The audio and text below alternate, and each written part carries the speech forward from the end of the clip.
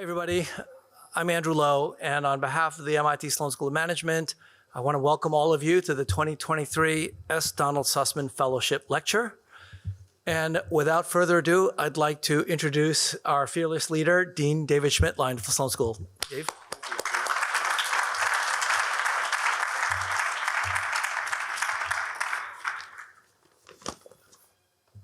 Thank you, Andrew.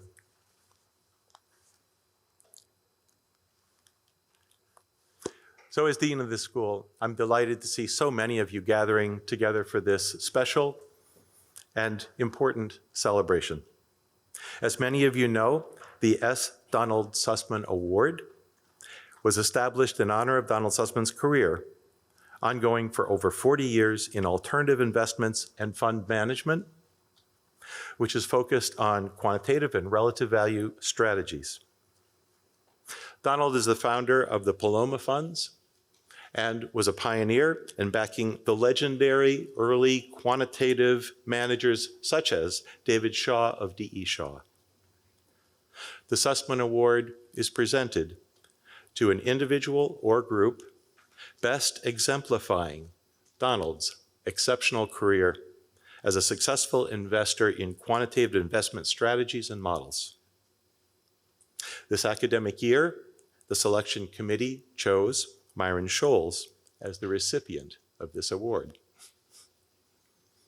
Myron is the Frank E. Buck Professor of Finance Emeritus at the Stanford Graduate School of Business, Nobel Laureate in Economic Sciences, and co-originator of the Black-Scholes-Merton option pricing model, which is entering, as you know, its 50th anniversary this year.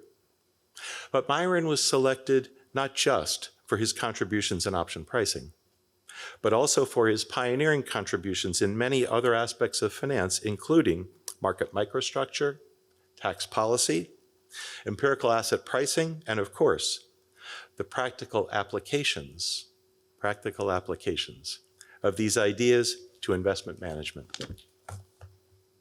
His efforts paved the way for new financial tools and better risk management policies, a legacy of innovation that continues today. Myron holds a Bachelor of Arts degree in economics from McMaster University and received both an MBA and PhD from the University of Chicago.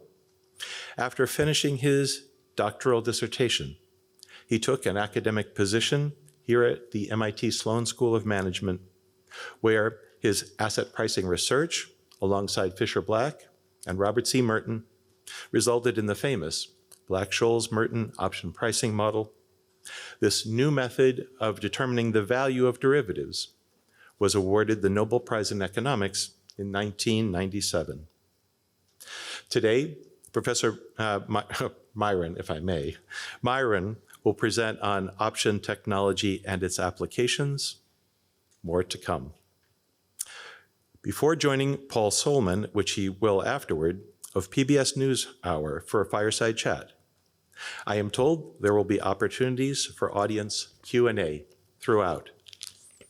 Professor Scholes.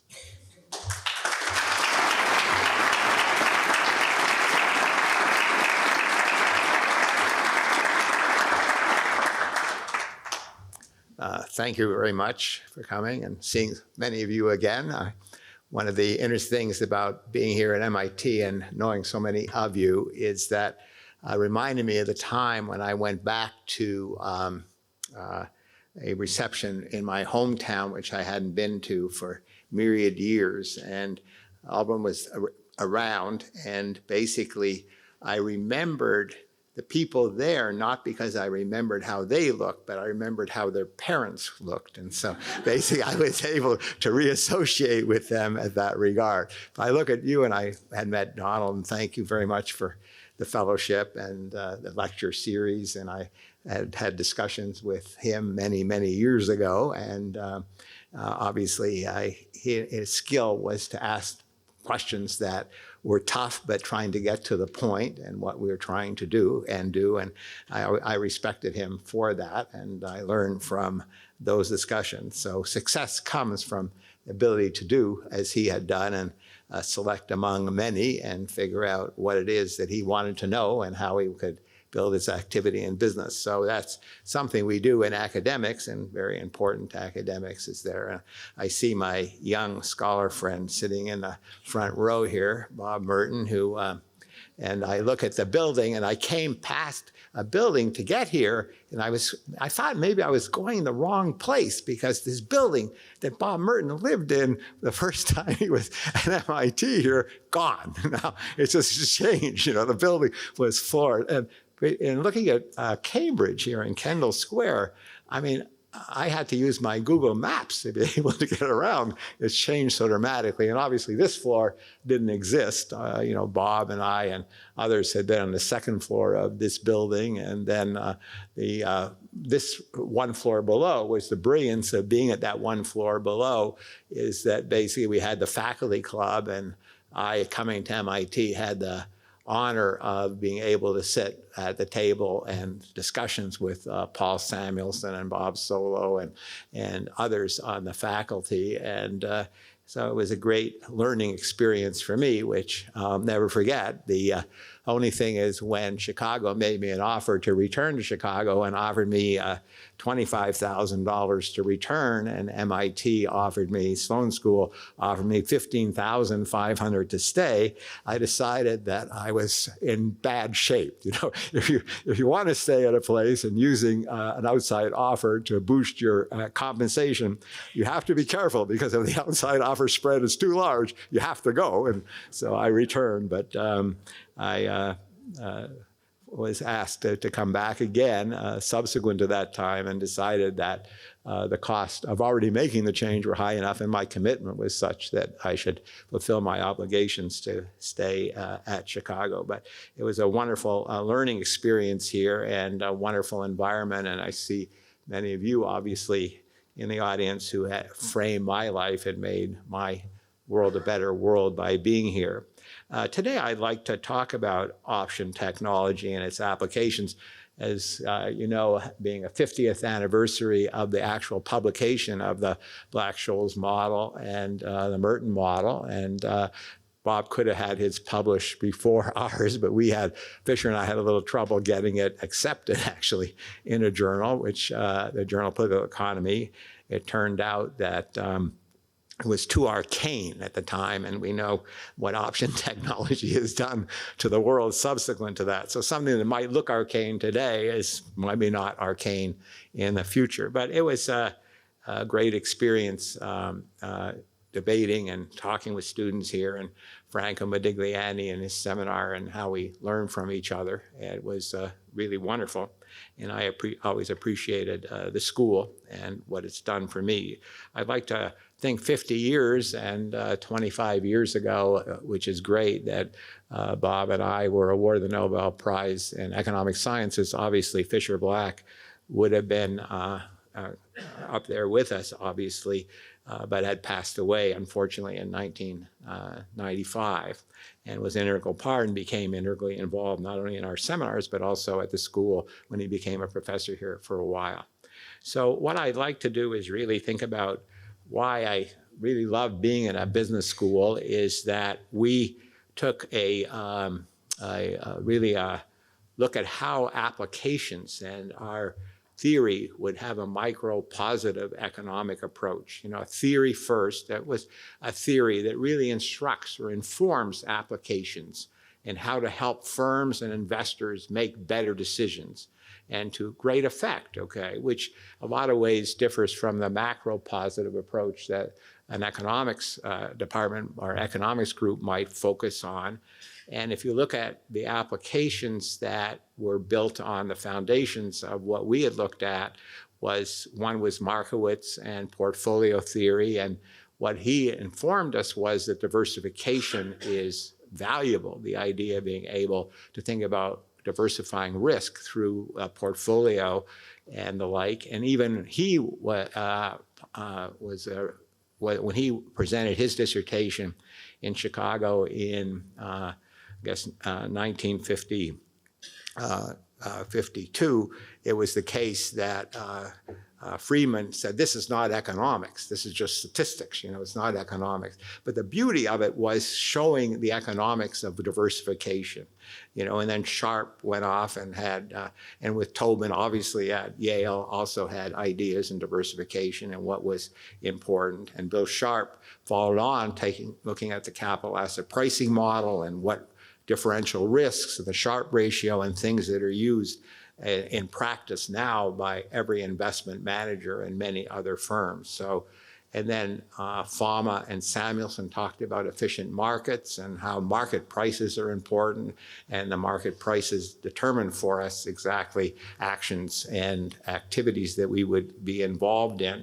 And then Modigliani Franco, and who is here at MIT and a great colleague when I was here, and Merton Miller, who is a great colleague of mine, developed corporate finance, or the basis of corporate finance, and asset risk counts. And Merton always talked about the difference between a horse and rabbit stew. Everyone always criticized him for having not taken into account this and that. And he thought his work, which is the horse, and the rabbit, which is only a small part of the stew, was all these complaints he kept hearing about by others. But yet it was very informative because it changed Markowitz, Sharp, Fama changed our perspective, how we thought about investments. And then I have a picture here of Merton Miller and myself. That was a picture I found in my library that's how I looked in 1973, okay? So I was the taller guy talking to Merton a lot, but I was always verbose and talking a lot. So that's me, and I haven't changed at all, so that's good. And then the picture above is Fisher Black and myself, but that was done in about 1981, and that I had a picture of us with that.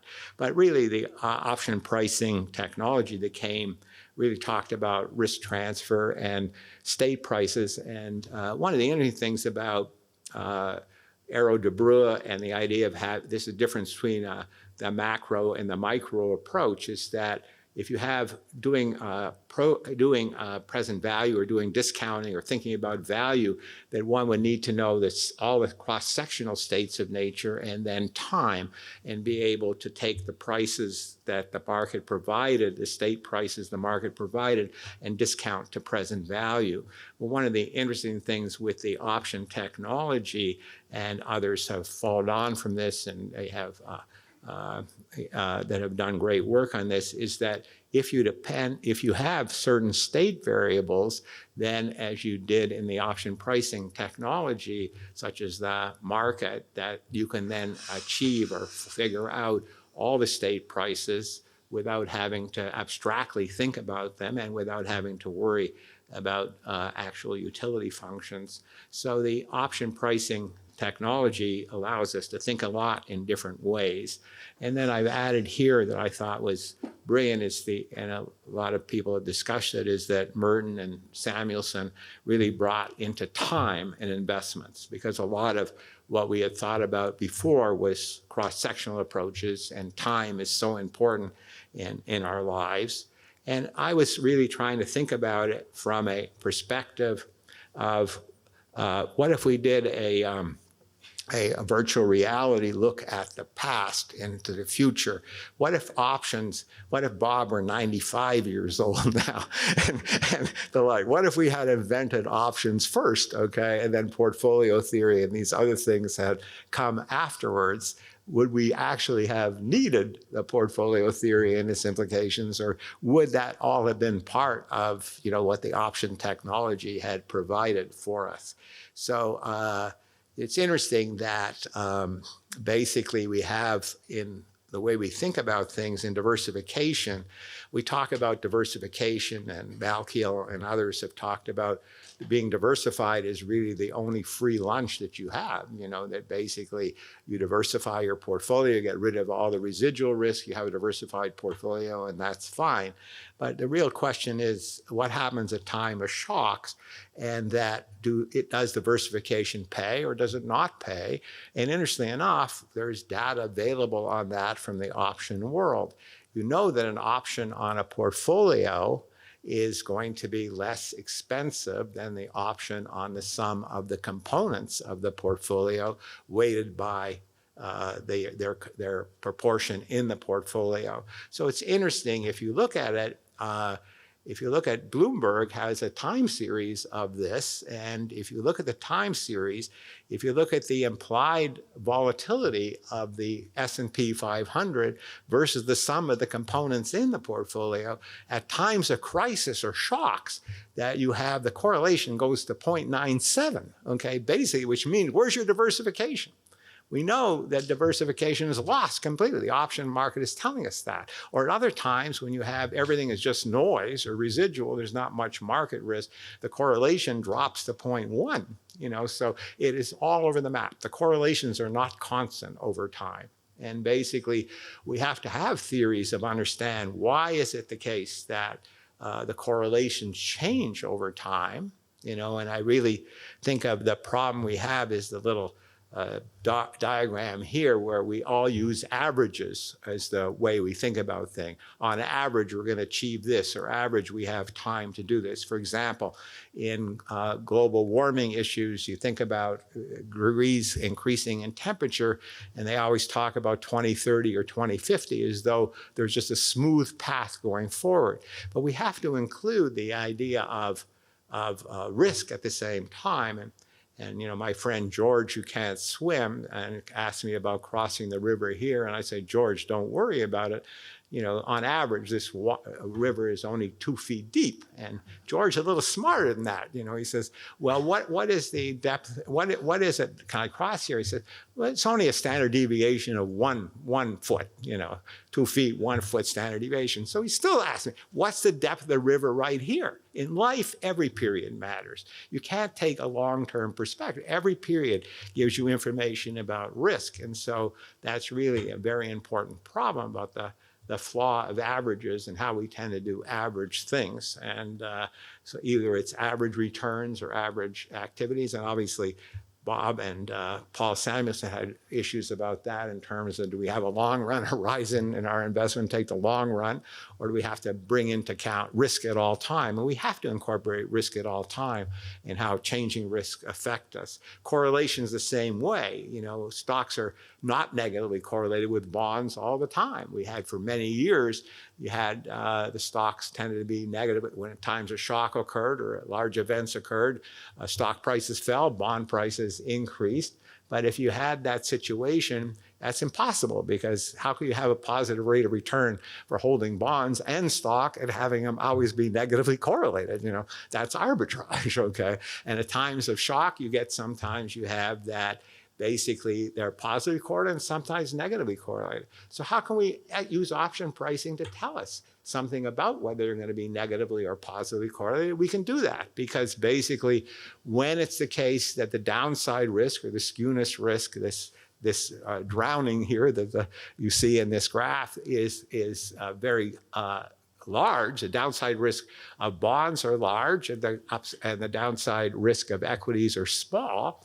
From the skewness estimates you can have from option pricing, then you can say, well, that looks like it is negatively correlated. And conversely, when they're both very large, bonds going to fall and equities are going to fall in their skewness, as we saw in 2022, then basically it's the opposite. So depending on whether you have central bank policies around the world or you have other issues associated with liquidity shocks and the like, that basically the correlations are going to change between bonds and equities. The correlation is going to change within components of the equity world and the bond world. And so, and the interesting thing is the required rates of return that we have to carry over to uncertainty. And there's been a lot of work done here by Bob Pindyke and Stu Myers, et cetera, on the idea of real options and how we incorporate the idea of real options into our decisions opposed to discounted present value. I know under certainty, discounted present value works, but it may not have anything to do with being uncertainty and how you're going to be able to handle that. And so a lot of different things have been done. So even Markowitz said, by the way, in his book in 1959, he said, if it were the case that we had a way to estimate the expected return and the downside risk. I'd want to include that in the way to think about things. I don't want to think about volatility, but we don't have estimates of downside risk. We do. The option markets give us estimates of this risk, which we can tend to use. So one thing you learn from thinking about what options are telling us is that really every period matters. Cross the river here, it's 16 feet deep, you're going to drown. So you can't wait to think about an average when I'm going to cross the river. So every period matters in life, and that's very important. Risk of downside matters in life. Tails matter in life, and we have to think about how options inform us about those things and the like. And, the efficient markets argument, Fama said in his thing, in his 74 paper, that essentially you need a model of equilibrium to be able to deduce whether the market's efficient, being able to forecast cash flows of a firm, we have discount rates, policies, very difficult. What does the price of IBM mean, or what's the price of NVIDIA mean today? The real interesting question is, can we think about testing, and we have tested even prior to having any options market at all, like Fisher Black and I tested option data from students that we had here at MIT, we're doing master's theses, and used our technology, was unaltered in the sense that it was the data where the prices were prior to actually any model, and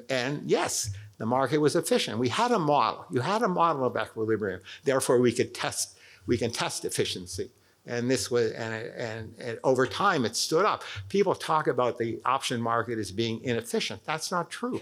All the data that I've seen, the option market prices are efficient. There's a cross-section of prices, which is neat. You got not just one price, but you get a whole strip of options from the calls to the puts, which give a tremendous amount of information. And people are arbitraging or making sure these prices are aligned. And you also have prices of options. It's interesting to me, you can tell an interesting story. A lot of macro forecasters are forecasting basically about what the economy is going to do, but you can look at the option prices on equities, you can look at the option prices on bonds, you can look at the option prices on commodities, and those prices tell you a story about what the market's thinking about the risk, it's thinking about the skewness of the distribution. There's huge information, and you can tell a much better story than all the pundits who are broadcasting what it is that they think is going to happen to the economy. Inflation going forward, what's going to happen to what the Fed is going to do, what international is going to do. So there's a tremendous amount of value in using these information. And so time and risk and the shape of distributions are not constant, okay? And as I said, every period matters. So absolute return is crucial and not relative return. And we all think in relative returns, or performance relative to a benchmark, or performance relative to a benchmark that we can measure. But that means, and we have to think about the idea of absolute returns and what determines absolute returns and how we grow our portfolio. And I think that also additionally, we have to think about constraints have a large effect on decision making that we do. And a lot of people are actually short a put option. In other words, they are not necessarily thinking about what's going to occur. For example, what we have is all individuals, and my family tells me this every day, have a debt to our family in the sense of my consumption, and now I'm working for them, so I have to buy riskier investments because I said, Dad, you're saving for me. So basically, I have now a multi-period problem. So, and I have debt. I owe them. I have a standard of living. I have my health care. I have my vacations. I have other things I want to do. So that debt is everywhere in the economy. It's either debt directly that I hold or debt indirectly through my consumption promises that I have to myself and others, including MIT or Stanford or other universities who keep phoning me up and telling me I do have the debt to them. Thank you very much for that, Dave.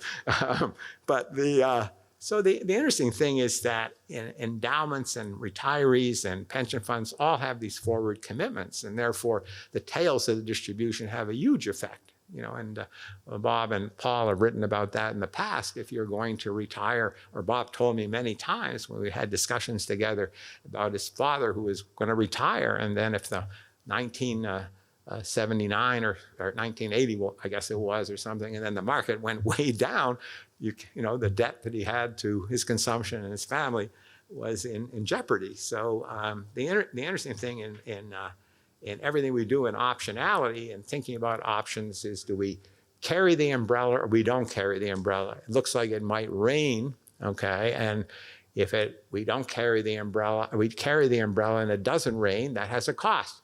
If we don't carry the umbrella and it does rain, obviously then it has a cost as well. So that's a fundamental question, is how much insurance, how much downside, and how to do it. The interesting thing about finance is in options, and this was not true when we started in the option world, was there was very little data. Now there are options traded on over 4,000 securities a day, on commodities, on currencies, on interest products and rates.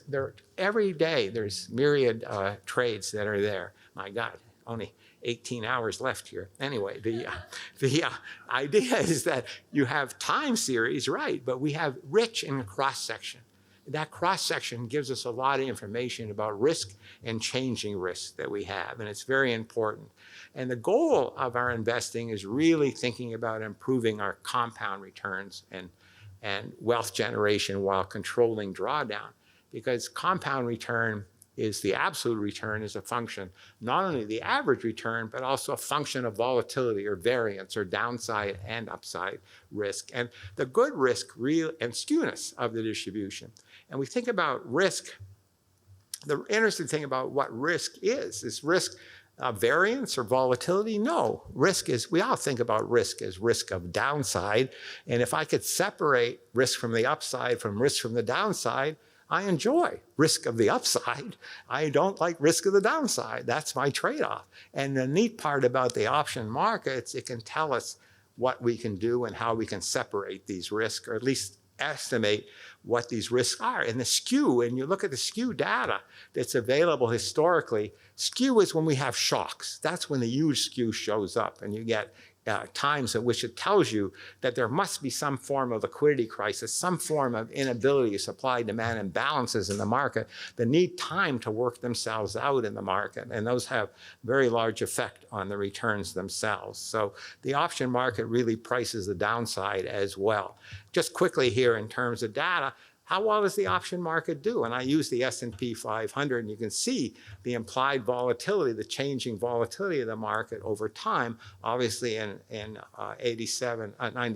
2007, 2008, it spiked up dramatically, and other times have been low. And they, even within the non-real shock periods of time over time, you also see the implied volatilities bounce around from 0.1, 0.05 to 0.3 in that range. So there's a lot of volatility. And when you regress the actual realized volatility in the future on the historical volatility estimates, whether you use GARCH or other types of methods or just simple methods, versus using what the option market's implying, the option market completely dominates using the past data, completely dominate.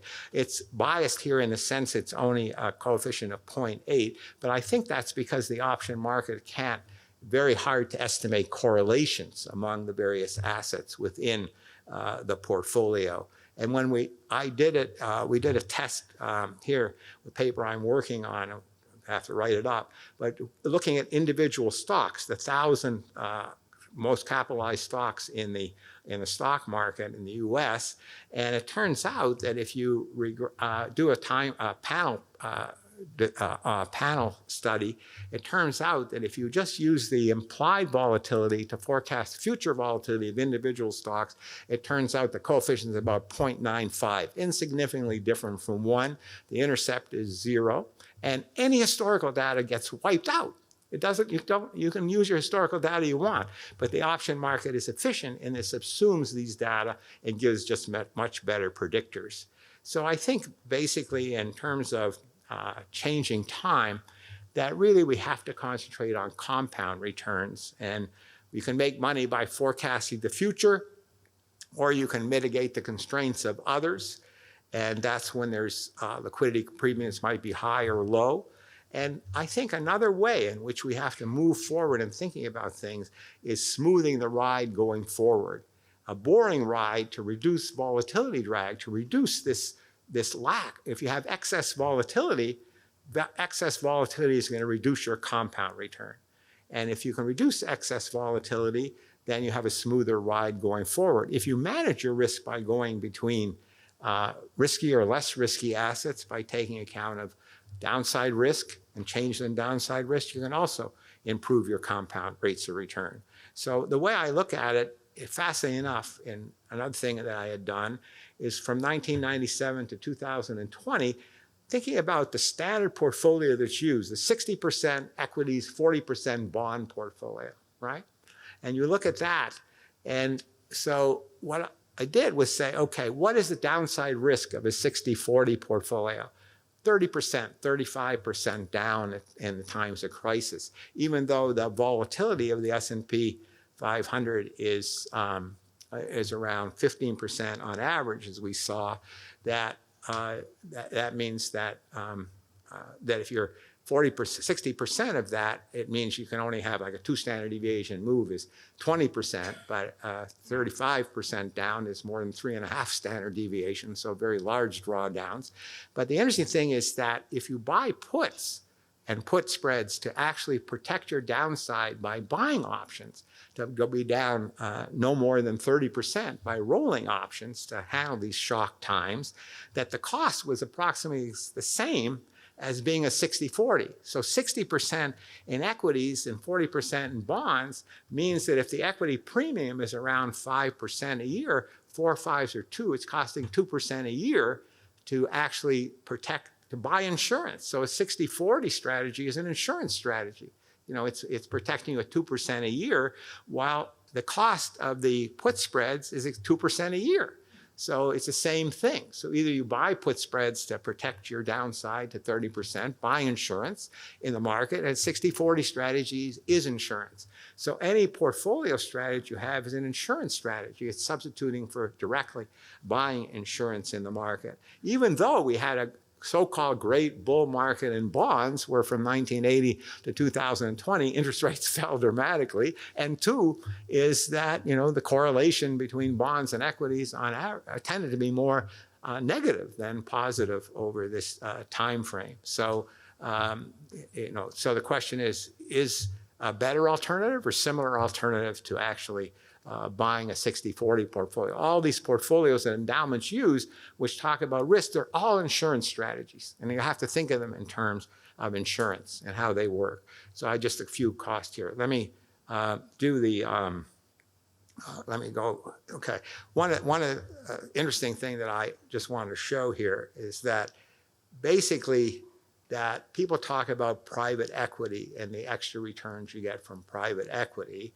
And really the idea that if you look at private equity returns, Cambridge Associates provided this, that basically a private equity return, even though it shows lower volatility, has about the same compound return as actually investing in the smaller stocks and the 30% of the smallest US public stocks with market caps greater than 500 million. And the implications of this is that basically when you're in private equity holdings, what is missing here is the idea there are capital calls and necessity to put additional money into the strategies. And a lot of these private investments, a lot of private investors are actually selling an option. What they're doing is they're selling an option. So basically if you're selling an option without, to provide liquidity, or you provide liquidity, you can make a premium, but if times are shock, then you have to liquidate or figure out new ways to fund your investments. That cost goes way up. So the fundamental question is the constraints themselves on what one does, then does that really a cost that's born in the thought about in the option market, through the option markets, and the answer through that lens, and the answer is yes. One last thing I'd like to just talk about here, which is really the idea that innovation in our society occurs if we can provide functions, generally in life, input to output, faster, more individualized, and more flexibly under uncertainty. And that flexibility is important because if we can do things faster, because we can think about flexibility, increase flexibility, and we can also do it more solutions focused, that's where innovation is occurring. And what we're trying to do is really move from a hardware to a software to a mushware type of solution, where basically, if you know some for certain, you build it in hardware. The more the uncertainty is, then we have over time, we have an evolution to more of a software solution. So it gives us more flexibility because we can then make changes. And obviously at times of shock, when we have great shocks, then the software doesn't work, the hardware doesn't work. We then have thinking time, which is the greatest flexibility. The greatest optionality is the ability to think, but it's more costly to just sit around thinking without doing anything. And so what we have to do is to think about that more data, and data are the key.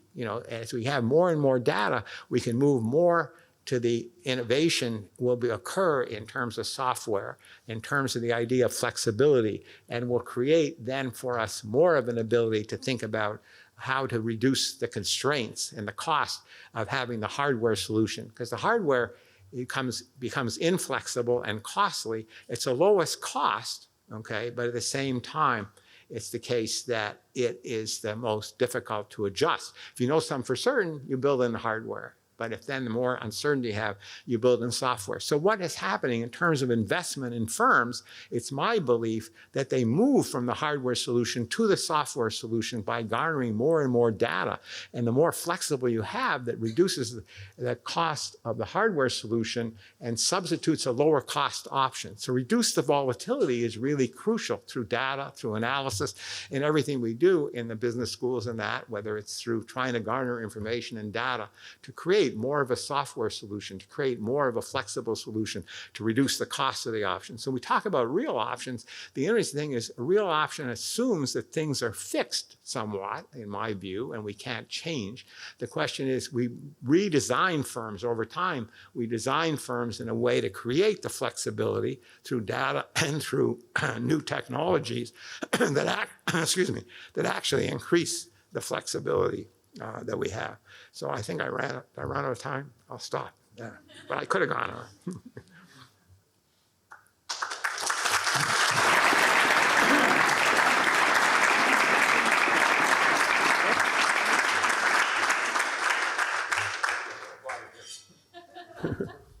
Need some flexibility.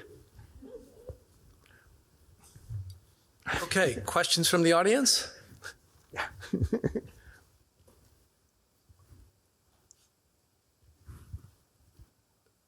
You can't get it either. Bunch.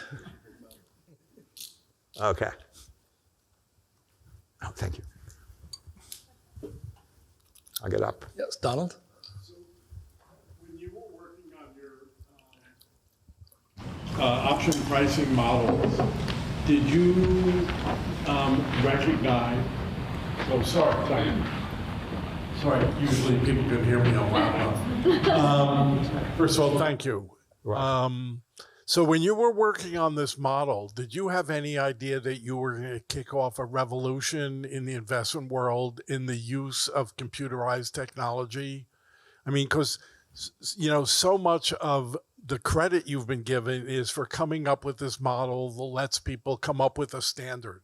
But in fact, what you did was open people's eyes to the fact that there was a way of using computer technology to do all kinds of crunching of data that no one ever conceived of before your model. Right. One of the things that, thank you, I appreciate that. But Bob and I had talked about that a lot in the following sense that when we did the work, I did not see the revolution that occurred. I did the work to try to explain existing phenomena.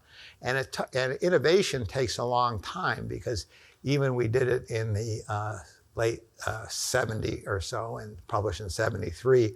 It took a lot of years before it turned out that it became ubiquitous in the world. And as I try to say in my introduction, if I had an alternative reality and we had developed the data became crucial. Once you had understanding of data and then the technology and the Chicago Board Options Exchange, when it came into existence and started trading, that started the train, but the train was slow, and then it accelerated over time. One of the things about convexity or compounding, as we know, you can look back and things look like nothing's changing, and then they're exponential. You're getting the convexity, and it's happening very quickly. And over time, with the data and with the technology, changed the whole way investments work. And as you know, in the early days, if you were in a bank such as J.P. Morgan or Solman Brothers or others, you had a lot of the business was basically agency business and not principal business. There'd be schmoozers who would go out. I remember being in London with investment bankers and at noon they would go off for a lunch, and at 4:30 they would come back to the office a little bit unable to stand up, but that's what they would do. And then bond people would, as you know, would be actually selling bonds from A to B, and being an agent, just the same way as when you have agents who are buying and selling homes with you. But basically it changed the business to being that of being a principal, which allowed for this increase in flexibility and changed the whole dimension of how things were done, because they can talk to their client. Do it fast for you. I could do it faster for you. You want this? We'll produce it for you fast, okay? You want it, what you want? Fine. I don't have to just sell you a big bond. We'll sell you this piece, and then we'll use to hedge it and hedge the risks and move forward from there. And that was just an early advantage of this idea of faster and more individualized and more flexible as being part of innovation and how innovation occurs. And the reason it doesn't happen fast is because of constraints. You have to convince someone this is the way to do it. And it's the young Turks potentially who drive out the old guard, but the old guard have to defend because of the cheaters and the idea of uncertainty. And as uncertainty is large, you have to figure out which is going to work and what is not going to work. That's important. But you're right. I mean, I obviously knew that it was going to happen. I didn't know when and how long, but it was going to take. But it was just a whole different way of satisfying a lot of what we know now as good theory. Other questions? Yeah, over there. I have a question because I Paul, can you introduce yourself? Yeah, Paul Samuelson. And I have a question that my father might have asked. Oh, no. I hope he didn't record a bunch of questions. Is that, he and I used to talk about investments, and we had what now might be considered, father's advice, diversification and, long-term horizons and whatever. And if anyone has children who are in their 30s, they're, buying this option, selling that option, and they have no idea of the risk exposure. So that seems to be a potential, obstacle in terms of, people's investment outcomes, that some things are fun, and it's hard to understand the risks that you're taking if you don't know something about, options theory. Right. I agree with you. Obviously, there are some people enjoy consumption of trading in these instruments, and they're trying to produce what's called alpha or abnormal returns. And what I was talking today is not really about alpha or abnormal returns, but really talking about systematically what options are very valuable for, and actually trying to increase the compound return or the convexity of your portfolio in addition, by trying to protect your downside and participating in the upside.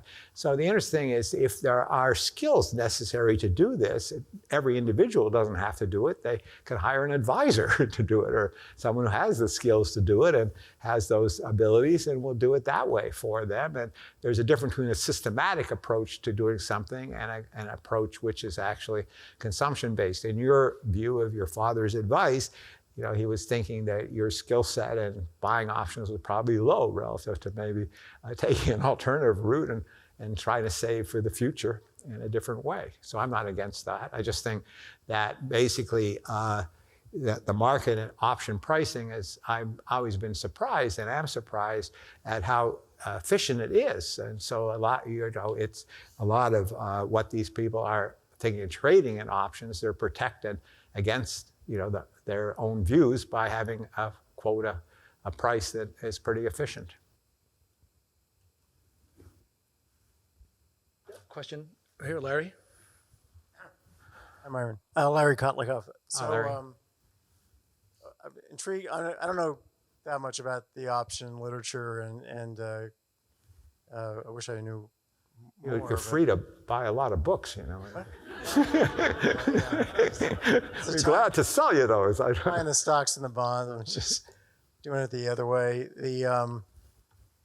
Personally, but I was intrigued by the notion that you could kind of take the option prices and basically infer the distributions from the option prices. Yes. So if you did that, let's say if you assume that stocks were log normally distributed, and you took periods of time where things look, let's say, typical for this distribution, and periods like maybe 2008, September 15th, when things looked a little different, how much, if you had to draw this bell-shaped curve, how different would it look? Would it look crazily different? Yes. Because that. Basically it would.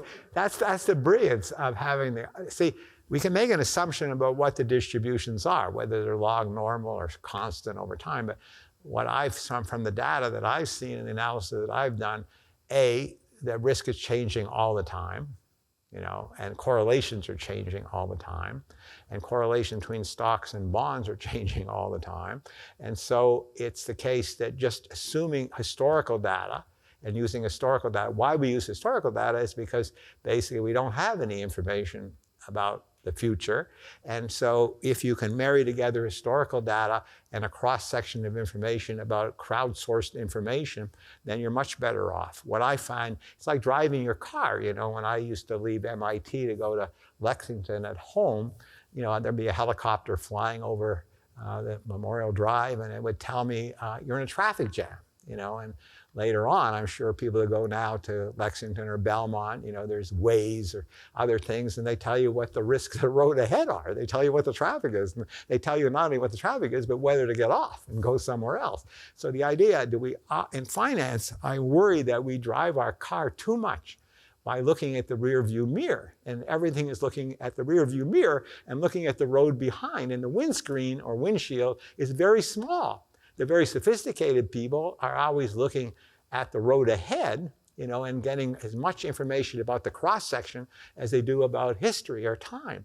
And the data showing here is that the option is a crowdsourced information, which gives me lots better information about what the risk of the road ahead is than looking at the road behind, regardless of what distribution I assume. And the interesting thing is, if you can make your ride boring going home, by deviating when the traffic is heavy and accelerating when the traffic is low, by getting back on the road, you'll have a much better experience. A compound return experience would be better. Because we want in life to create a convexity. What we like, compounding is very fascinating.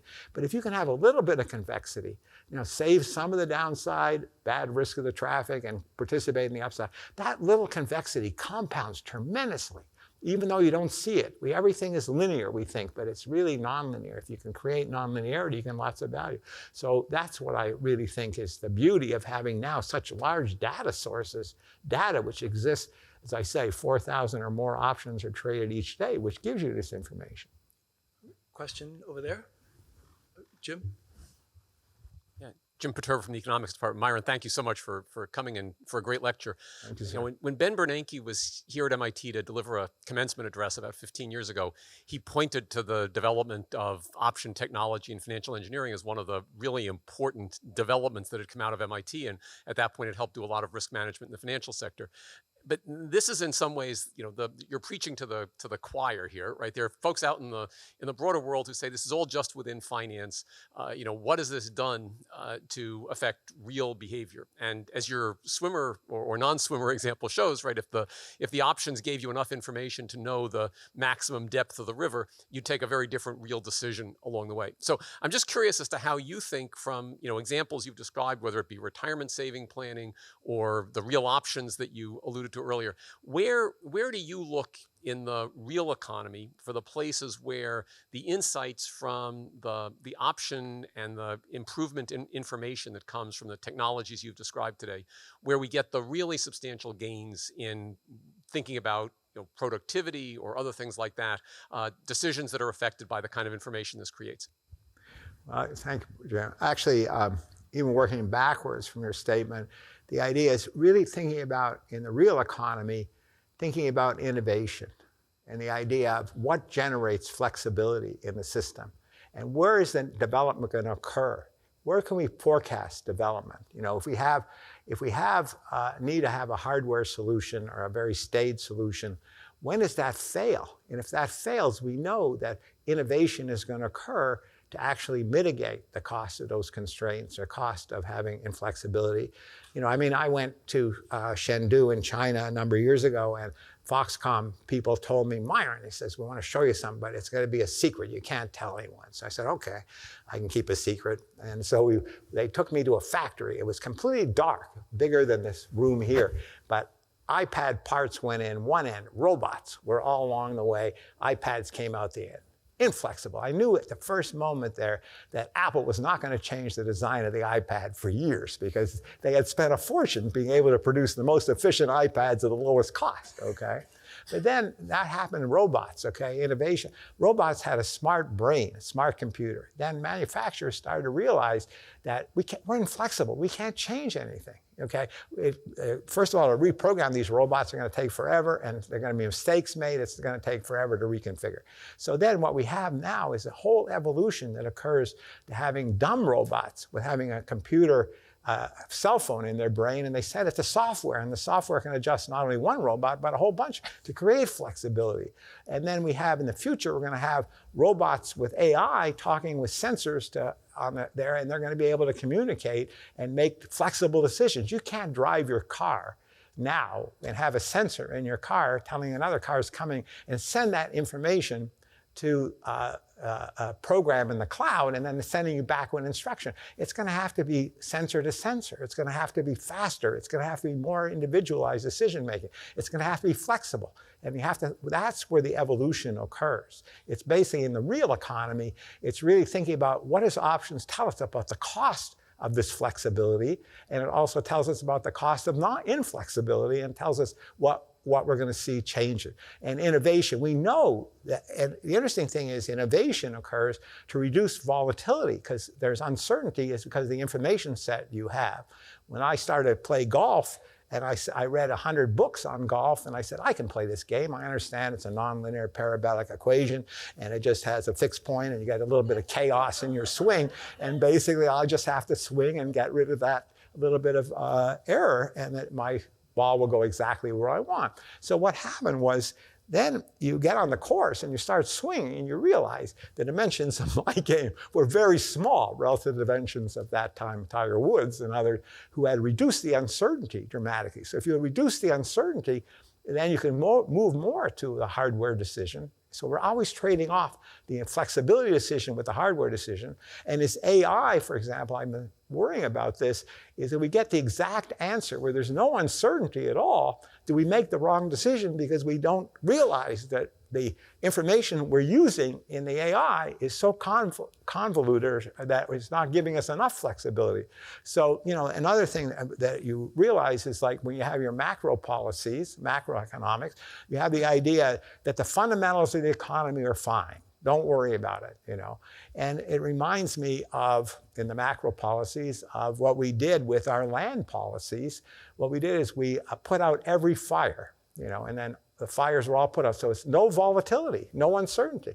So then people build homes next to the next to the forest wall, and we have homes now in areas we shouldn't have them. And basically, from time to time, we get a shock, and lightning strikes all over a park, and we get huge fires, okay? And as a result of that, the issue fundamentally is how much uncertainty we should have. How much uncertainty, because that'll create flexibility. It'll create the idea, if we think there's no error, we'll go to the hardware solution. All this has to be traded off in the way we think about things. Well, so we're just about out of time for this portion of the event, but we're going to now switch over to a fireside chat. So, Paul, would you please join us? And Myron, maybe you can have a seat. Please join me in welcoming Paul Solman to the dais. Thank you. Being in this environment and listening to Professor Scholes, I'm reminded that in this setting, I feel like a character from Saturday Night Live. Just an unfrozen caveman journalist. So I want to ask questions that are that I am more grounded in than a lot of what you were talking about. We did discuss some of this on the phone, and Jim Perturba's question leads into it nicely, I think, which is optionality in everyday life, right? So you and I are about the same age, roughly 80. How do you apply optionality, the idea of optionality, in your own life? Well, I get up in the morning, I shave, take a shower, I try to think about living life. I mean, basically, for me, the idea is, at this juncture, what I think about is I have to think a lot about continuing to learn and think about various things, and that I think keeps me flexible, it keeps me young in my head, and try to think about new things. In addition, worrying about my health and worrying about what I eat, how my health is. So I try to keep that in the way I think about things. Well, you influenced, this is before this conference even, just talking to you, and you've influenced my decision-making in two specific ways. One, how often do you get a full body scan? Every 2 years, and I also do tests associated with early signs of blood tests, early signs of cancer, because I think even though it's costly for me, I think being proactive is very important. Why wait for something to happen? Because you do things embryonically, that's what creates the flexibility, the optionality. I mean, and that speaks to the drop in the river, right? Right. And to the optionality, hey, you will have the option, as I think you were explaining to me, if you do that. So I'm now going to get body scans, and I'm signing up for the genomic test, which I was afraid to do before. But right, because you don't know the information, it's better than not knowing the information that you have cancer, when you can take a test that it shows that you have. That's your point on the phone, and that's why I'm going to do it. How often do you get your teeth cleaned? No, wait till you hear. Every 3 or 4 months. Yeah. Every 3 or 4 months. Right. Same idea, right? Correct. Are there any? There's cost to all that. I'm not saying that you can do everything to, buy protection and do all the protection, but there's a trade-off, because the option is not free to create the flexibility. So everyone has to trade off how much they want to spend on these things, obviously. Yeah, well, all I'm saying is that you certainly adjusted my cost-benefit analysis and just hearing what you were doing and the way you were thinking about it. So those are puts in your life, right? Pardon me? Those are puts in your life. Right, I don't want to, right, you can always think of the road ahead as being clear and not take any information into account, but then it means when you realize the road ahead isn't clear, you have to make a decision that's very costly to make the adjustment at that time, so. Do you have any calls in your life? Practical calls?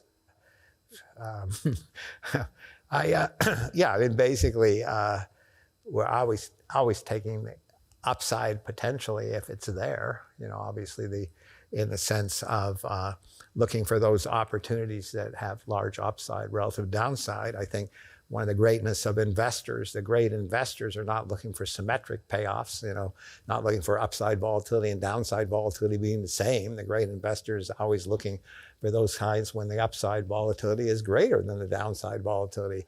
No one would want to take situations where the downside volatility is greater than the upside volatility, but you're always looking for those opportunities in investment and life and everything where the upside is much greater than the downside. Are there in non-investing, are there those opportunities, or are you taking advantage of those opportunities? It's getting personal here. Well, in terms of relations you have, there's always got to be more upside than downside. There's optionality in going and thinking about new relations and new investments in relations with people and how uncertain it is and what the cost is going to be of those. So if you take everything in an option framework, you trade all those things off. What's the volatility? What's the upside? Essentially, how much you're paying for this option to participate in these relations. So. Well, we were talking before about our grandchildren. Correct. And I guess a call would be perhaps, I'm just asking here, I haven't thought it through, doing things with them, taking advantage of the opportunities that there are to spend time with them, let's say. My grandkids always said that's too costly for them, so you got to make it might be good for me. You got to make it worth their while, right? See, it's costly. There you go. As you mentioned, you take them on trips around the world and that sort of thing, so you're paying a huge price for that, to have that value for the upside, you see. Well, but the upside, for me at least, the upside is so great that the cost is de minimis, by comparison. Good. There are many philanthropists in this room, and I myself started, and I'm the chair of a board of a small organization that's a domestic foreign exchange program, sends high school seniors from all over the country, Muskogee, Palo Alto, wherever, to communities entirely unlike their own, to counter the polarization in this country right after they graduate high school. This is a question out of left field, but it's particularly of parochial interest, and I think it might be to people who are here as well. Are there, in the same way that you're thinking about the optionality, applying optionality to one's life, can those of us who are engaged in the nonprofit world and trying to do something useful, is there any way for us to be thinking about optionality, would you say? Well, I have tried to work with, obviously with endowments and think about how they should be thinking about investments, and if they can create a return experience which enhances compound return, they're certainly going to have more terminal wealth to be able to use to distribute to various activities. And the interesting thing is that we haven't worked out yet, really, maybe Bob has, but he hasn't told me, but what the optimal sort of spending policy is for an endowment that you set up. Basically, the problem is that what you have is what is the spending policy? A lot of people have used rules of thumb like 4% of the valuation of the fund, or how many years you want the fund to last, and then take that from, and then have a spending policy. But the interesting thing is that in the endowments that I've dealt with, that no one really looks at risks in the correct way. They think of just a spending policy, or they think about an allocation, a 60-40 allocation. And they don't think about the dynamics of what happens when you do get into that deep water hole and you lose the money. And at the same time, we have to take account of our investments is what is the expenditure policy at the time of which you get the downdraft or the shock. And if the expenditures go way up at that time, then there's no recovery, because you just have to think about that. So the spending policy and the risk policy of the fund are all interrelated together. And basically the investment policy you take is very much a function as well, not only about the mean, which I've dealt with. Like I've dealt with nuclear decommissioning trusts, and they look at the idea of thinking, we're going to do a 60-40 allocation because that's going to give us a growth path and we're going to have enough money to spend over time. But you look at a simulation of possible paths that could result, okay, where they're going to have huge expenditures and have no money left to be able to get to the end. So the actual, most of the time in the endowments that I deal with, the committee spends our time thinking about, is this guy going to outperform that guy, or is this guy going to outperform the index? Very little time is spent on the most important part of it, which is what is the risk policy of the fund? What's our consumption needs? How are we going to think about the dynamics, and how we're going to handle that? Because it's easier to focus on relative things. It's harder to focus on absolutes. It's harder to think about what risk we can take, and what's the drawdown going to do to us? How are we going to recover? What's going to happen? And that, obviously our investment policy and our consumption policy are intertwined in the two. So I spend, in the endowments that I work with, I keep getting gray hair because of this, but try to think about what is our risk objectives and what is our consumption needs going forward. What do you tell your endowment, and what do they say back to you? Get an advisor.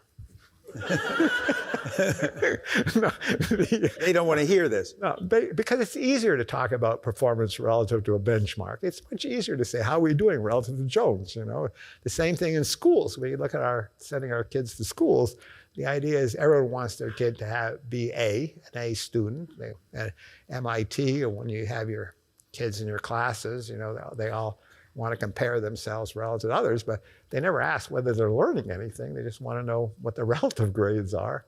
And so if you change it from a performance relative to a benchmark to an objective policy, it has a huge difference. And as you know, if consumption needs are correlated with drawdowns, then you have a real bad recovery problem at that time. And you have to think about how to handle the drawdowns. And if you can think about a consumption policy that's independent of the investment policy, then it's great, but I don't think you can. And I try to articulate this and try to get our advisors in that to concentrate on risk and what risk level we're taking and what the consequences would be of these adverse conditions on our spending policy. And I know that other people have done a lot of work under the certainty model of how you should spend, but very little is done under the uncertainty model. And that's what our research has to move to. Uncertainty has to be not as a residual. We can't take a certainty model, put an error on the certainty model, and integrate out the error and then have that as being uncertain. You have to take uncertainty right from the start and how it's going to affect your decisions, not that you're going to integrate the uncertainty out once you take expectations. And that's our natural tendency in all these committees to do that. So what if I'm on the committee and you give me this pitch or this explanation? It's not a pitch, it's the truth. But I'm taking it as a pitch, right? Okay, you're taking it as a pitch. I assume that I'm going to think, well, wait a second, this is going to be very expensive for me, emotionally in terms of my organization, transaction costs, whatever. I don't want to hear it, is what I mean by saying that I would take it as a pitch. What do you say to me to say, look, here's something you ought to be doing. Here's a specific thing that you ought to be doing that you're not doing. What I say, look, we don't have a time to keep having your advisors report in their performance, their alpha, or their performance relative to benchmark. That's a waste of time. Say, why don't we just buy index funds or passive investments to start with, and then we won't have to waste our time on that, and then go to look at policy and tell me what type of risk policy you want. If we can get rid of this other stuff and go to more, that is a waste of time, in my view, because it's just noise, okay? And everyone loves to talk about getting the performance and look at how they're doing relative to others. And I say, but that's taking away from the scarce resource we have, which is the time to talk to each other again about our investment policy and the risks that we're undertaking. And even though I started in the passive world and got involved in that and thinking of that as a much better strategy than the active strategies, the passive strategies are not risk managed. So you have passive strategies are not risk managed. But let's go to the first step and just go passive and not active, which is wasting our time. So, and how many takers do you have for this truth? What percentage of your advisees go, oh? The board members, not so much, but I have turned the thinking of the head of the organization that I'm thinking about to really change the focus now to think about risk policy and consumption needs and our expenditure policies, and how we're going to talk to our donors about what we want to try to achieve in our policy. And this has got to be the future. It's got to be a solutions focus and not a outperformance focus. What are we trying to achieve by what we're doing? And what if I say to you, well, wait a second, what about Warren Buffett? You invest in Warren Buffett if you want. I mean, if everyone invested in Warren Buffett, look, I mean, I am not against Warren Buffett, but the question is, I look at the performance statistics of my funds that I'm the advisor for, and sometimes it's up, sometimes it's down, and we did well this month or that month in this period of time, but they're not investing in Warren Buffett. Well, but you say you don't tell them, hey, maybe you should be investing in Warren Buffett because you guys are saying buy NVIDIA or buy Microsoft or whatever. You do fine. The point is, it's not, okay, what I'm trying to say is whether we have a systematic approach to investing, which is based on theory and applying the theory in a systematic way. That's what I trained to do in that. And if you can find the Warren Buffetts or the next ones, the next NVIDIAs or the next Teslas or whatever, fine. But right now we talk about diversification. So should we, the S&P 500 went from a diversified portfolio to now having 25% of its assets in about 6 or 7 stocks. And a lot of us say diversification maybe should be more an equally weighted portfolio. You get more diversification, but you're trading off these things. What portfolio to buy? We don't even know theoretically what benchmark to buy. Yeah, I was just wondering how responsive organizations are to what you're telling them. Well, it's like students, I was a terrific professor, and when I taught full classes, they clapped, they looked at me, their eyes were just wonderfully attentive in that, and I knew they were getting everything I was telling them. And then when it's the case, I gave the exam, I said, who were these students? Did I teach them? What happened between the time I taught them and the time they took the exam? You talk, you have to, the idea of leadership is really being patient in articulation and having people feed back to you what you told them, and the trouble is if the feedback, that's the key for people to understand things. They don't understand, and go, when the expression goes in one ear and out the other, I think it's necessary to think about, how you articulate your views, and then you can show it. You have to show it empirically. You have to have the data. You have to have the trust that develops, and people are not trusting. They can have constraints on how they act. And it's those who don't have the constraints that can benefit. If you're constrained to stay on the highway because you don't trust Waze or you don't trust the other cars, I clap because I'll get off the highway and have a better ride. If they're stuck on a highway in traffic jams and having bad convexity returns, having bad returns, who cares? Let them do it. I'm just going to be talking about the right route and the right way to do things. When we were going back and forth about this discussion, I'm just going to read to you, you emailed me in response to a question. The signals in the option market indicate normal risks in stock market, potential for real rates to come down, inflation come down, with more downside to longer term rates. Only an area that appears more downside than upside in the growth is the growth equity area in the U.S. Strong dollar remains. Is that's about a week and a half ago, 2 weeks ago. You still stand by that analysis of what the option markets are telling you? I think the option markets, the option markets have been saying for the last 6 or 8 months, that basically we could likely this is what they're saying. I'm just a reporter here. I'm not saying it's my view. I was reporting. I'm the reporter. I'm the reporter. I'm a reporter too. You're the expert. I'm the reporter. But the point is, all the pundits are saying, we're going to have a hard landing. We're going to have a soft landing. We're going to have this landing. The option market says, look, the upside to downside of the equity markets is pretty positive, so that means the real economy seems to be percolating all right. If you look at the commodity world, the commodities it looks like there's more upside than downside in commodities, which are real assets, and even the real estate has more upside than downside. That's the real rates. The market is saying I have more downside potential than upside potential. And additionally, it talks about inflation. If you look at the bond markets and the options in the bond markets, it tells you that that, okay, that basically the rates potentially have more downside than upside. I'm not saying it'll come to fruition, but that's the newspaper I read. I read the newspaper. I can read the newspaper and listen to all the pundits are telling me various things, or I can read the option market as a newspaper too. It tells me things. Mm-hmm. I'm willing to bet that when you put your money on the table and you're buying these options for protection, or you're buying participation in the markets, you're putting your money where your mouth is.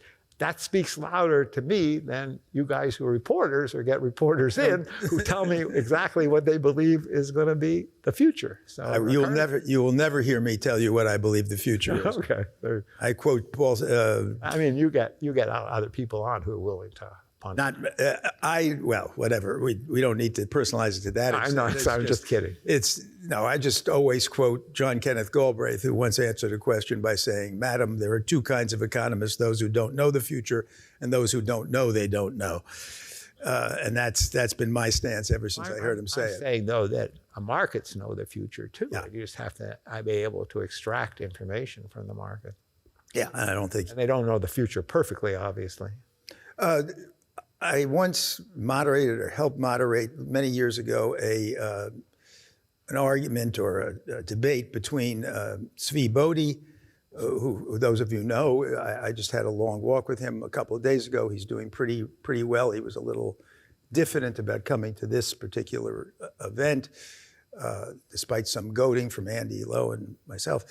But he's doing fine anyway. He was on one side of the debate, and on the other side was Jeremy Siegel, and it was about whether stocks in the long run were, which argument prevails. Are stocks in the long run safe or are they not?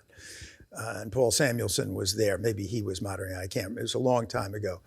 And Zvi's argument was taken from the option pricing model that, in fact, if you look at prices over time, the price of an option goes up, and therefore stocks in the long run, by that very fact, are not safe in the long run.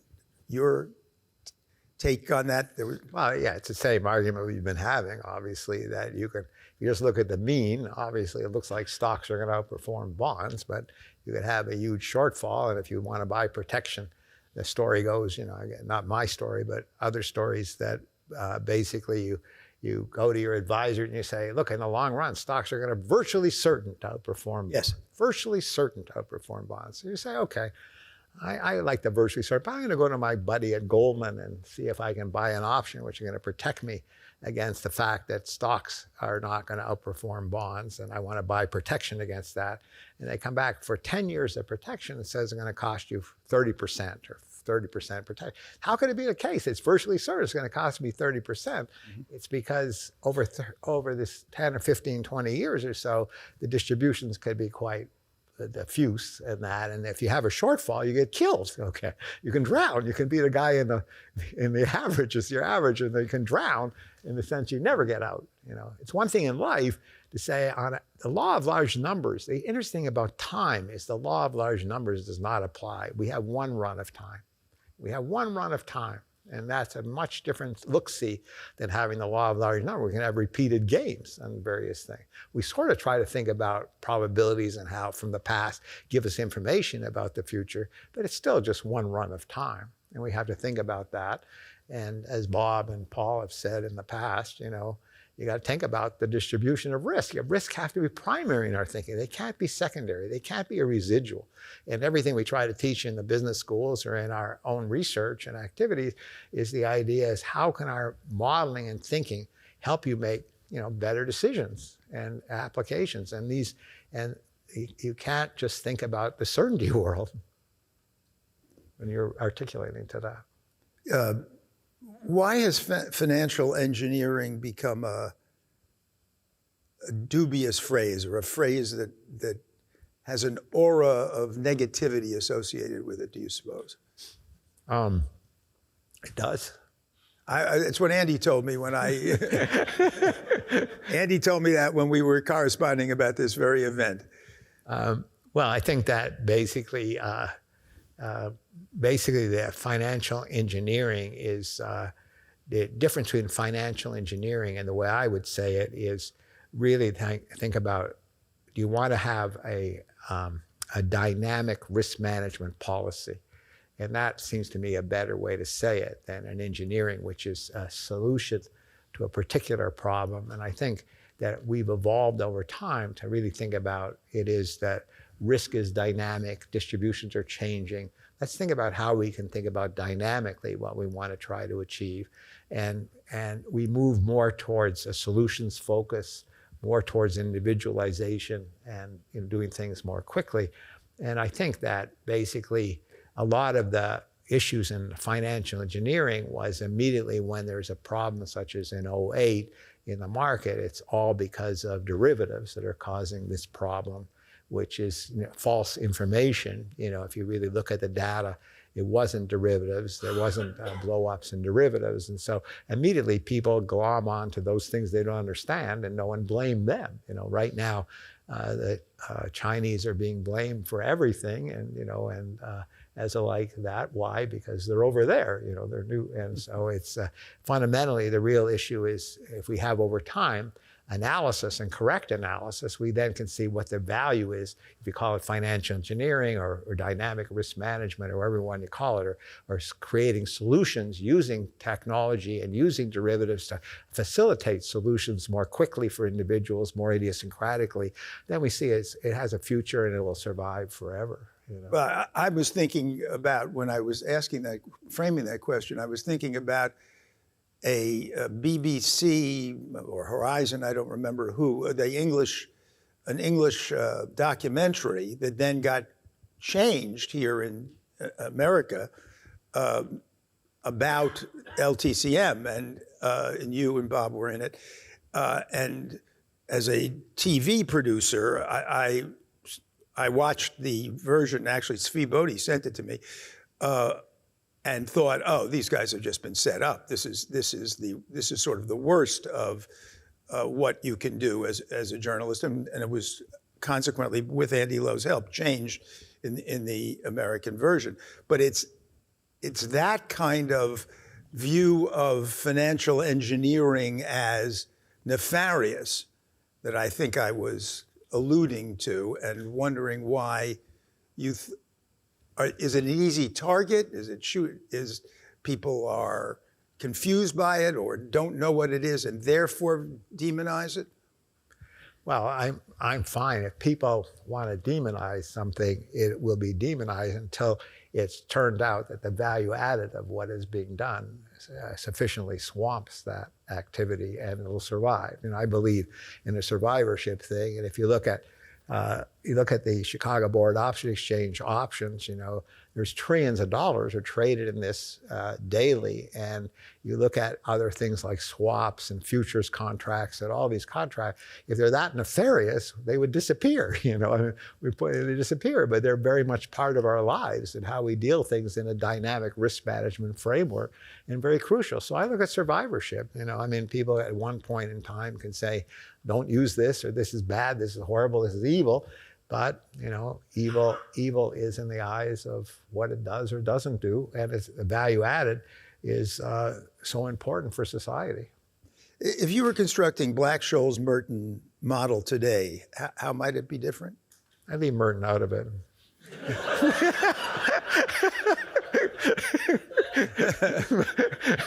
Just kidding, Bob. Just kidding. Well, it's correct that it's actually you, Bob, who called it Black-Scholes, right? That's correct. Yeah.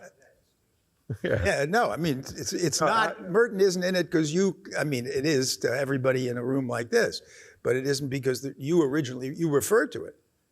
Right, but I'm kidding about leaving Bob out of it. But No, I'm just clarifying something that people may not know. But I'm saying that basically, what would I do differently now? Yeah. I'm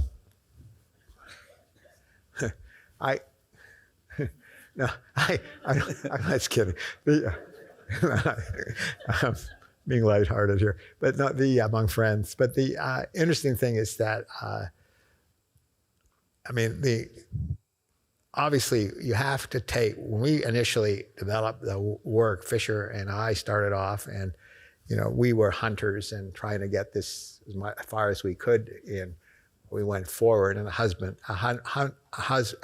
hunter always husband where the meat is, and a fisherman husband where they're fishing, and try to get as much information as you can. And Fisher and I initially started off with having state variables changing, interest rates changing, everything being dynamic and very flexible. And we didn't get very far in solving this because it's so complicated to do. And then it's the case that we decided that maybe we have to figure out how to get something out there, and so we made assumptions which we knew were not true, okay, such as the interest rate being fixed and the volatility being fixed and no dividends in European, and then we showed that with those constraints, we got a solution which became sort of the Black-Scholes model, which we knew was an incomplete description of reality, but again, it got us so much further along than having no paper published because we couldn't solve the other parts of it. And Bob was working independently on activities and figured out under under assumptions to have an equilibrium, have a technology that works and his technology led to a solution to the problem of option pricing. And so basically it depends how broad you want to be in something or how constrained you want to be that you can describe behavior. Markowitz or whatever, for example, talks about diversification, and being important in portfolio theory, and that's had a profound effect on practice and behavior. And the idea of efficient markets have had a profound effect in terms of index funds or how you tend to passive investments and how you manage them. And so that's led to great understanding. But that's a model. We know that diversification, as I said earlier, doesn't work all the time. You show it fails. And we know that efficient markets are not efficient. There's inefficiencies that occur. But we can use the assumptions of the theory to move us forward and create great value for everyone by using its precepts. So what would you do differently, or if anything, now? I would trade more for a while before disclosing it. Garner more money. Let's talk afterwards. I'd be very interested in. Perry Merriling wrote a book about Fisher Black, and in their book is this sentence: Scholes always counted it as a loss to economics that Fisher let himself get distracted from valuable empirical work by his subsequent quixotic attempts to reform macroeconomics. Is that true? I don't know if I use those words. It's in quotes. Okay. Well, no, it's in his quotes. No, he's not quoting you. Quotes, right? No, I always have thought that Fisher was obviously a brilliant person and had tremendous ideas that always made me think and others think about things a different way. So he was great, alive in terms of the way he thought about things. And during his time we were working together, he was phenomenal because I would talk and he would listen. He'd write on his little white pads, and I knew when he's writing something down that at least I'd said something intelligent, And when I didn't say something intelligent, I didn't write it down, so I left the subject. But basically, always his questions were brilliant, and he was a brilliant scientist and added tremendously to my understanding of things and the like. And so I thought that when he was involved in more microeconomic ideas and more microfinance ideas, I appreciated those more than the macro finance that he had gravitated to. Did you think it was quixotic? What does that mean? Tilting at windmills. No, I didn't think it was necessary that. He obviously had a view of markets and efficient markets and how that would impact the macro markets as well. And a lot of people think that his ideas were good, and but I wasn't as interested in that approach as I was interested in the myriad other things that he was involved in and had contributed to our profession. I'm just going to, like, for example, even things like his risk budgeting technology is really good on the CPPI modeling, and so that was a great thing, and how you figure out to do risk budgeting efficiently and continuously. I mean, there's a lot of wonderful things he had done afterwards, and stuff with, in terms of incorporating information. He's just had a lot of great micro ideas. You can always learn from him. I'm going to pick up on Paul Samuelson Jr.'s question and then let it open it up to the audience. What's your guess as to options bought for consumption, as you put it, versus portfolio construction in terms of the relative weights, and which way is it going, do you suppose? Well, I think that basically the hedging demands of very sophisticated investors are very prevalent, and they use this as a tool to create hedging or risk-taking in the markets, and through their decisions affect prices and bring them into equilibrium. And so in life, we know the most important thing in life is not the middle of the distribution. All the little ups and downs that we have. You can forget about it. You don't remember what you had for dinner 3 nights ago, but you remember the tails of the distribution. You remember the great things that occurred, and you remember the bad things that occurred and had a profound effect on your life. And so everything we do in investments is the same thing as life. It depends on the tails of the distribution. And the option market gives us information about those tails. It gives us information about risk. And that's very important to decision making and very important to everything we do. And so I think that if you have a world in which you can have data and crowdsourced information about risk at the tails, that's wonderful. My God, how many other things did you have information about risk? And here you have a market that's giving you information about this because they're buying insurance. And insurance is interesting. Insurance is about risk. Insurance is about risk. You're not having to forecast means, you're forecasting risk. And when the risk of downside increases, the price of put options goes up. And the upside goes up. The price of call options, you get information.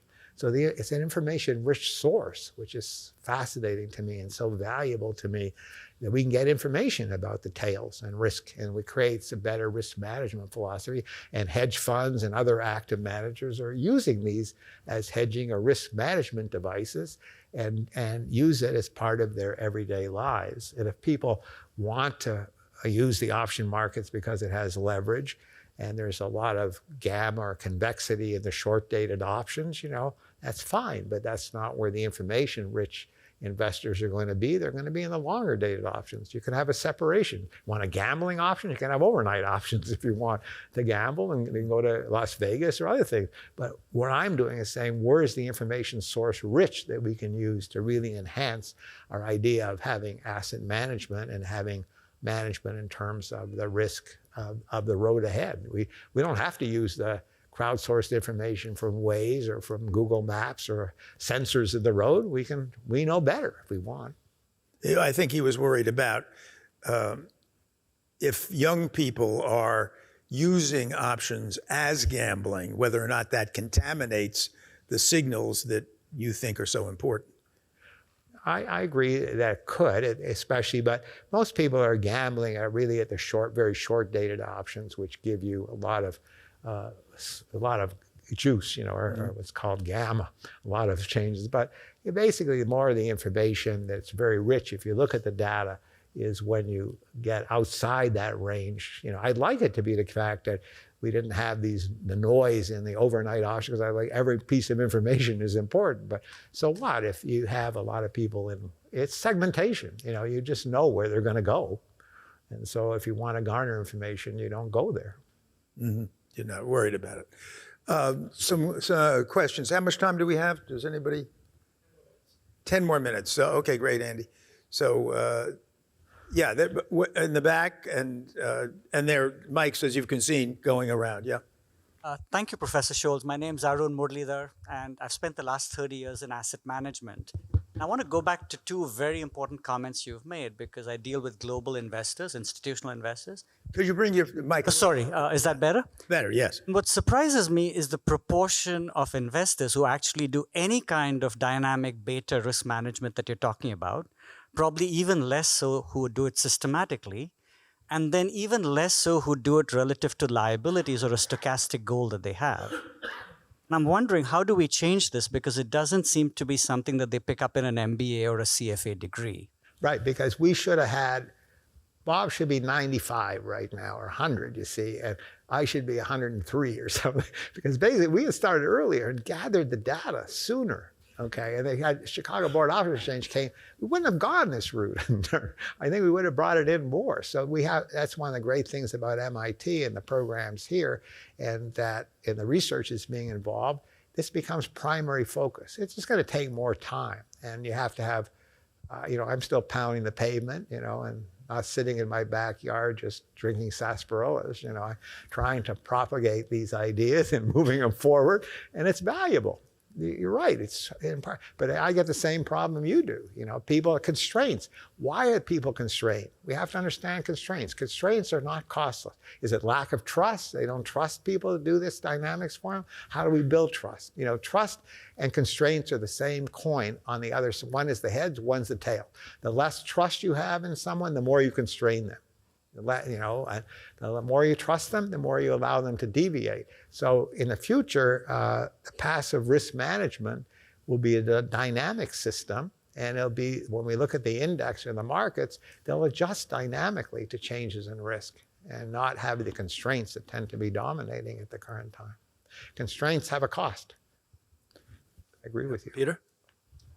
Myron, Peter Hancock. I've enjoyed applying your theories in many different fields over my career, and I'm curious, what areas of the economy and the world would you like to see options theory applied more systematically, whether it's tax, which I know you've worked in the past, whether it's defense spending, what we learned from optionality in the way we allocate defense spending, climate policy. Where do you see options theory having the greatest impact if it's applied systematically the next 10 years? I do think this idea that it is applied all the time. It's subjectively applied. If we can quantify it, a lot of things are done and a lot of policies, as I've said, if you look at all innovation, it has really fundamentally, you think about an option, we think about it being as a fixed strike price or fixed volatility. That's false. We're going to change the volatility. We're going to get information to change the volatility, reduce the volatility, reduce the error of our thinking, our modeling. That increases our ability to reduce the cost of the option, and reduce the cost of getting flexibility. So the dynamics are so crucial in how we think about the dynamics. And the more systematically we can measure it, the more systematic we can value things. It'll help make decisions, and it'll also tell us what the cost of the constraints are. If the cost of the constraints are high, then we have to know what the costs are and measure them. Are we selling options and we don't know we're selling because we got no money for the option. We just sold it, and all of a sudden something happens and we have to do something differently.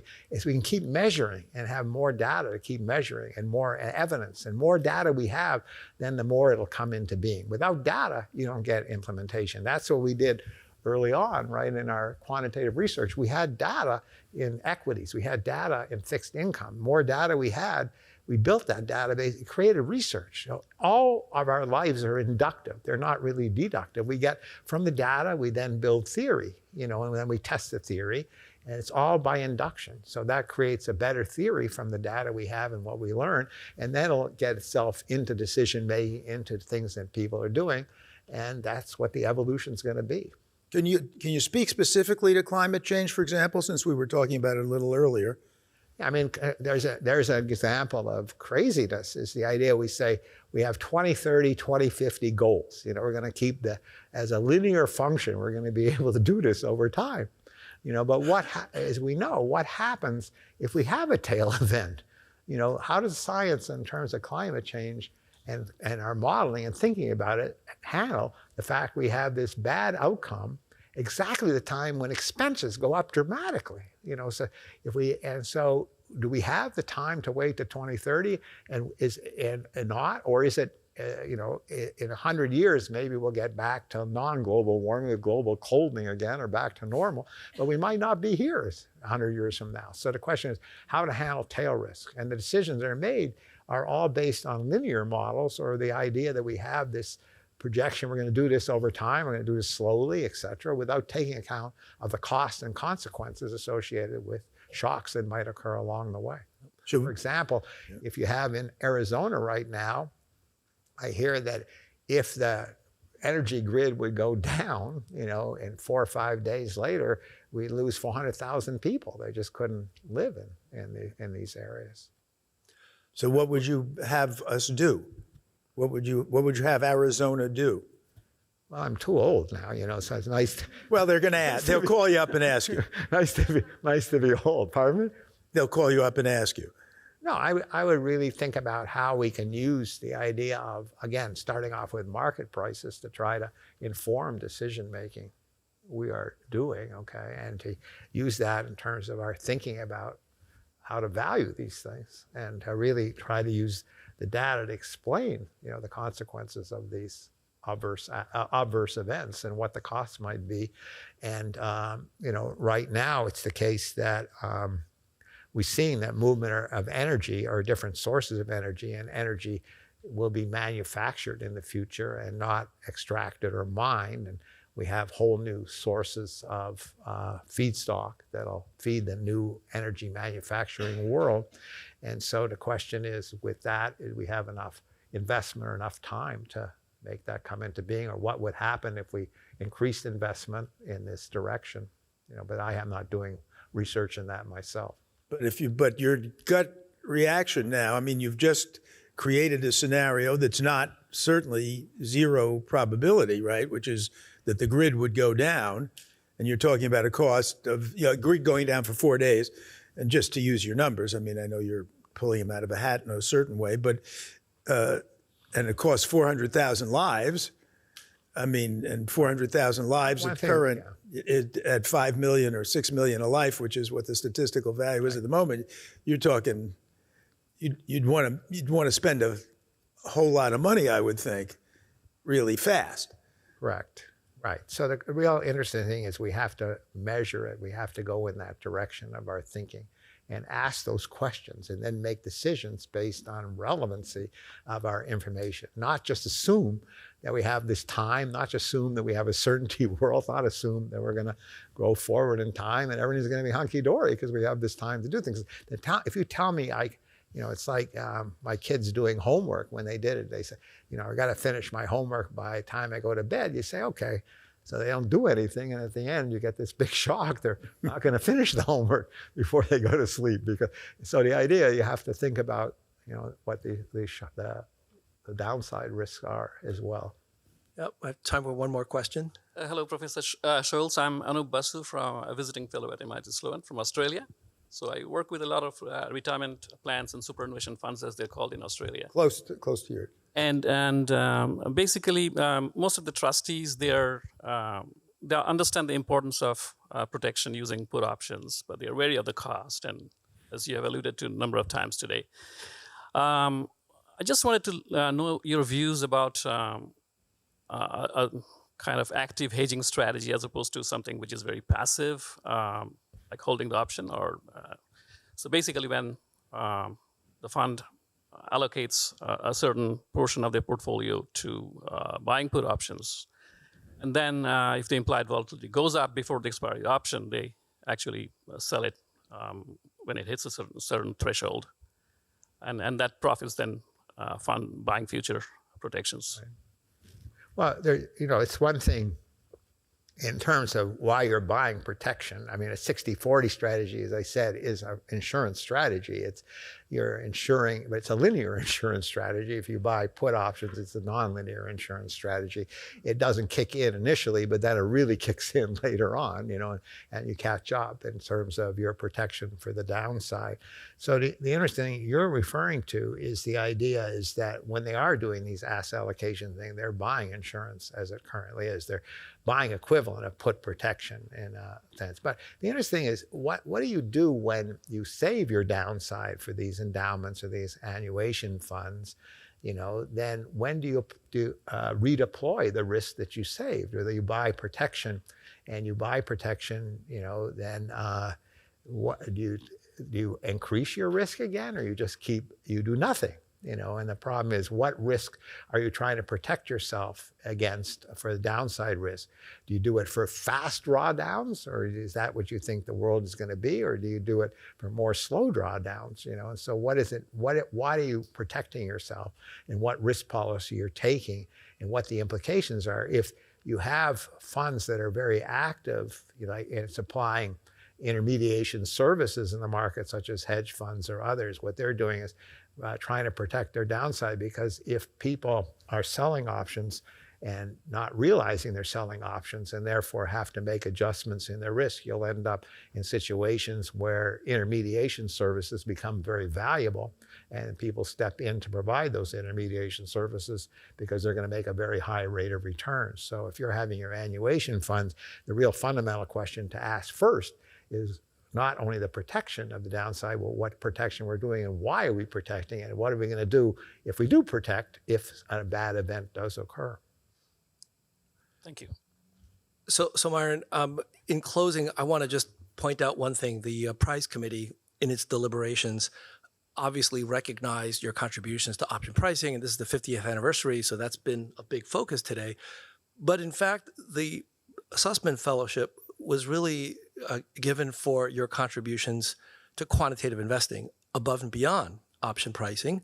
And there are three areas that we recognized, and I just wanted to ask you to comment on what you consider to be the most significant of your contributions outside of option pricing, and what you would give it as advice to young investors today. The three areas are market microstructure and data science. I mean, you really were at the forefront of that and built a lot of the databases that we use today. Second, taxes. For most of us, taxes is lowercase tau, and you put a lot more detail into that. And third, the idea of creating bankruptcy remote vehicles like Swapco that really unlock tremendous potential for investors to be able to transfer risk. So can you just, in closing, tell us a little bit about what you're proudest of outside of option pricing and what kind of advice you would give to the next generation of quantitative investors? Well, I get a lot of ways. I mean, one of the things that I'm proud of was the theory that I had and developed in various things. I wanted to see if I can get it into practice, So I mean, the idea of going from theory to practice and trying to sell my ideas to outside people to use them and involve them was something that I always have enjoyed doing. And so for me, the idea I could sit and just do the research part of things, but being in the business school, I wanted to see if my ideas and that could also impact and change the way people did do investments. And, I think I was successful in that realm, and that what I'm very proud of doing is that not only some were obviously successful, tremendously successful, and some were not, but that is basically what you want to try to do is go from theory to testing the theory and having the data to test the theory, and then trying to sell your ideas to students and try to sell your ideas and actually building things that are valuable that people can use and make better decisions, and affecting people, whether my students or others through my reading, my work, that they will try to do those things and move forward with those things. Well, there's a generation of investors that owe a debt of gratitude to you for the work that you've done. So thank you very much for joining us and being here today. Thank you. Appreciate it. Thank you.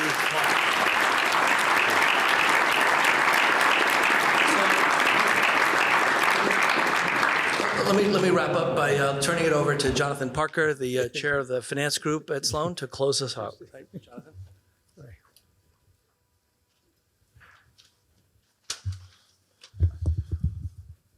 So thank you very much, Andrew. While I'm really here as a fan of finance theory and history and research and its ongoing impact, I'm actually also, for those of you who don't know, the head of the finance here at Sloan. And in that role, I'd like to just say a few thanks to a few people before we conclude. So first of all, thank you, Myron, for being here and doing this great talk. It was fantastic. Thank you, Paul, for guiding this. And thank you, Donald, for bringing us all together and your continued support of finance here at MIT Sloan and research in finance more generally. A couple of thoughts about sort of options pricing and options and where we go that are, in my case, driven a little bit by conversations with Bob over the years and his fantastic enthusiasm for improving the world with finance, which is catchy and thrilling and fun to be around. And also sort of how that links to what we're doing a little bit today. So One is just the idea that options and derivatives and all of the financialization have allowed us to move risk out of places where they shouldn't be and into places where they should be. And the ways that has sort of, as a possibility, is tantalizing. It works so well in many markets. So I would point to the foreign exchange risk that so many firms get rid of and don't need to manage or worry about. And trillions of dollars a day are exchanged in exchange rates and in exchange futures and forwards primarily every single day.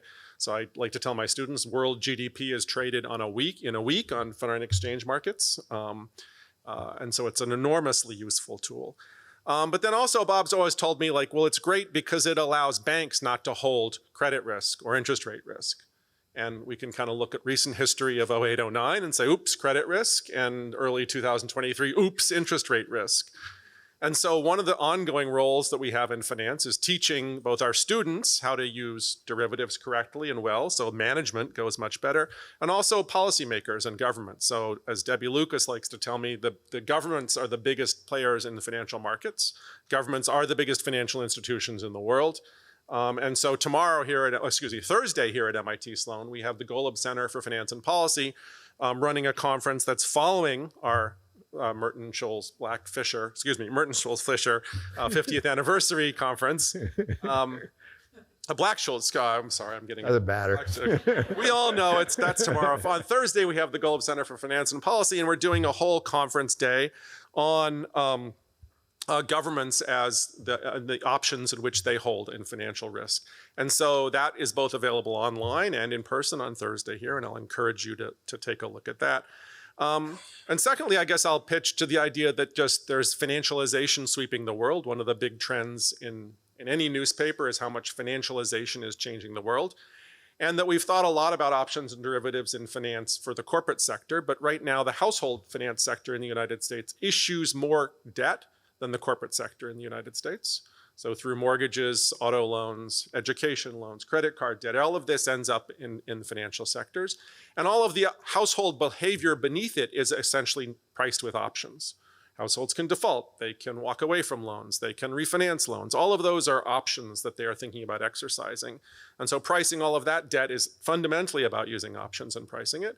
And then also a lot of disruption in household finance is pushing households to become much more financially sophisticated, exposing them to things that'll look a lot more option-like, some of which are complicated and lead to maybe crazy gambling, and some of which can give them really important risks that we can price and show them are much more valuable to them than they cost on the market. And that's all option pricing in its use. And so a lot of financial disruption is happening that way. And we're trying to also continue that legacy with a consumer finance initiative here at MIT Sloan and building that out. So those are two things we're working with that are sort of dynamic and today and moving forward using exactly these technologies and benefiting from a lot of the work that's been laid down so far. Let me thank Andrew Lowe for putting this all together. He did a fantastic job heading the prize committee this year and also bringing together this event. Jen Alton and the rest of the Finance Sloan team who have put this together, and all of you who show up, who enjoy finance, who participate in markets and teaching and supporting MIT Finance Sloan. So please stay in touch. You can follow finance at MIT Sloan on social media. We hope to see many of you tomorrow at the Black Scholes Merton 50th anniversary conference tomorrow. And once again, congratulations, Myron Scholes, winner of the 2023 Sussman Fellowship. Thank you.